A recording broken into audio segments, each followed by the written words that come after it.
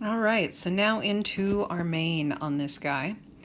And his mane is a little darker, so I'm trying a few colors here that are a little bit darker to start with some darker values, and it's a little more orange, but I want to be careful not to get too orange. The hair is definitely much longer out in the mane, and so the lines, the marks that I'm making are going to be longer. I'm still going to work on that layering, and there's kind of an amber yellow I'm putting in over the top of my orange.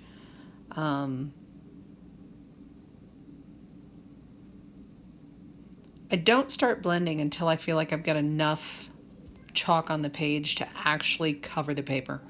I don't want to leave little pock marks of paper showing through. I want it to be thick enough to go down into the tooth of the paper. So this is that kind of tangerine orange I'm adding to it a little bit. Not quite so vibrant, quite so warm. And then just doing some blending. Always blend in the direction the fur goes. I don't want to lose that texture that I created. And he's got a just kind of a blue background back here. I'm just putting in a general blue sky kind of thing. And I'm going to do that before I do my edges, because I want the edges of my hair to kind of hang out over the top of that sky.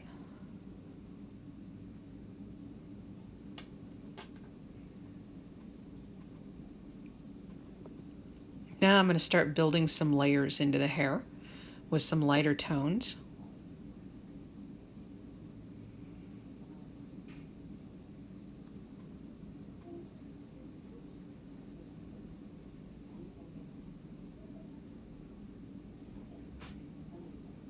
And pause this as you need to if you want to copy it, or if you're thinking you're going to do an animal of your choosing, then just watch through and kind of try to think through this layering of colors and where I'm using more expressive colors to create shadows.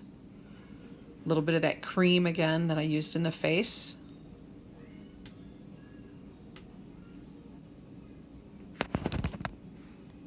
His mane is definitely a little more vibrant than his face was. So I'm using that purple. That lighter purple. It's kind of a pinkish purple. And I'm using that out there to create some texture where the mane comes off of his face. And again, a little of that dark blue creates a little harmony between the face and the mane.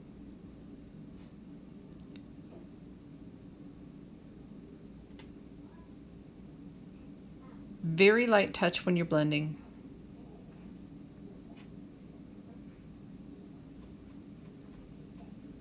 And then he's got a really dark, the photo that I'm using, the lion has a really dark chest, and he's got some really dark hair sort of sticking up behind his mane around his face.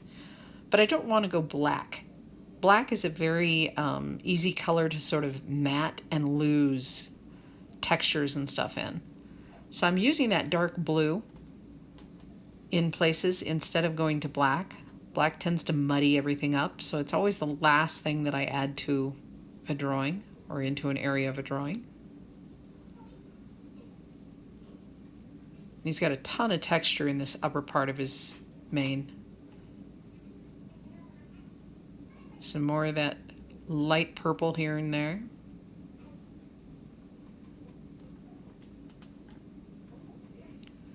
And then this is a little of the black just being added into it over the top of the blue, and then pulling out some texture with the cream again. Down lower on his face, he's got some shadow coming out around the muzzle. So I'm using that purple. I'll probably put a little bit of a dark blue in here in just a minute.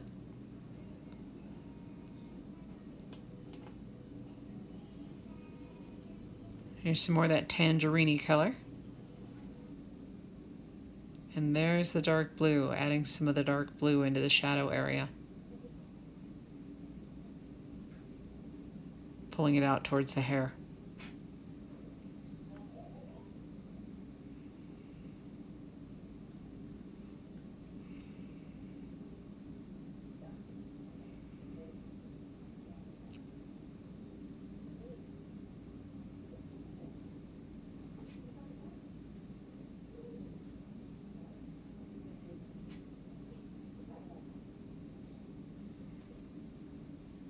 I'm going to pull up some light back into the top, lighten it up a little bit so that the lower and the upper blend.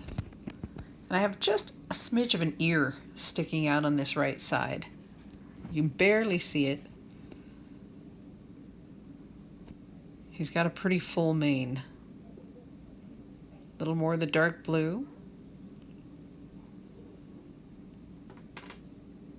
And then adding some black. He's got some black out at the edge of his ear and a little bit of that black hair sort of showing it out around the edges.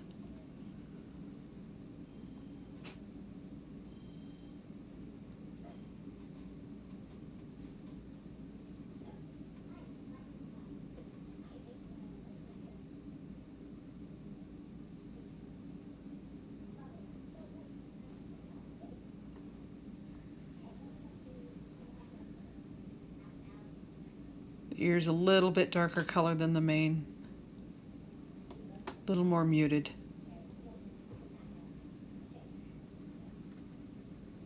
Now I'm being really careful here about not dragging my hand. It's very easy to do. I'm left-handed.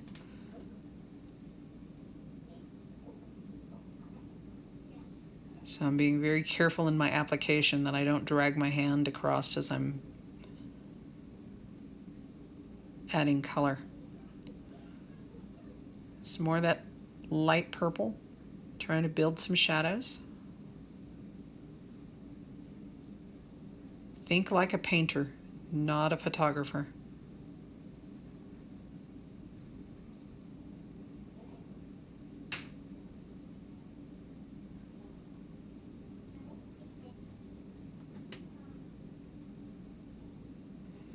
You'll notice that most of the time when I'm holding these chalks, I'm holding them in what's called an overhand grip. Don't hold them like a pencil.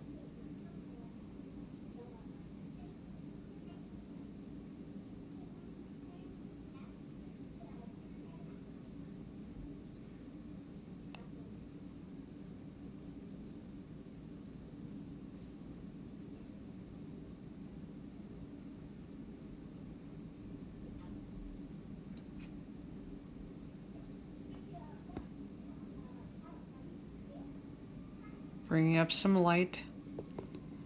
And then down below, he's got kind of a light area right under his chin.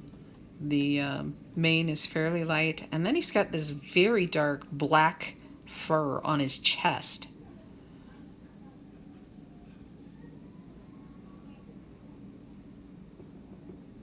I want to keep that furry edge to his chin. So I'm being very careful about blending those colors and creating shadows without ending up with a smooth line there.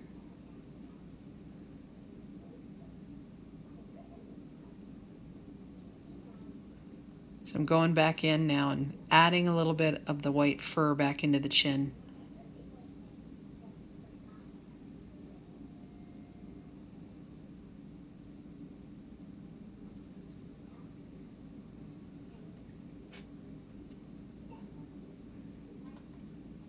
It's a little bit too light right under the chin. So I'm going to add some of that dark blue very carefully, blend it out to create a little shadow underneath.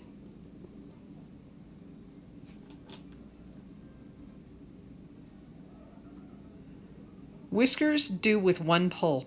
Don't try to make them perfect. Don't worry about if they're all exactly the same length. Just one pull and let it go. Let it sit where it is.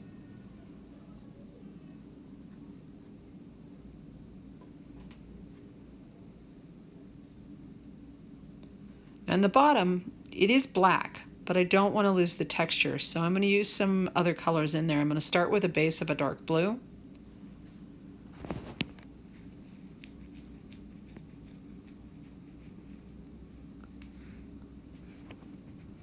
I'm going to go through and I'm going to add a little bit of purple, and then I'm putting the black in. And then I'm going to go through and blend. And instead of having just a stark black, I'm going to have this slightly blued or purpled black, which is going to help. And I'm going right in along the edge, and I'm adding some lighter hair. I'm using that cream color to add the lighter mane falling over the top of that. And then I'm going back in with that lighter pink purple and adding a little texture back down into the black of the chest. Now this mane, you could take it a lot farther. This is a fairly fast demonstration. I think I did this mane in about 35 minutes at my house. I could certainly see a lot of things looking at it where I could make it pop more or have more texture. But just a good starting point for you. Enjoy.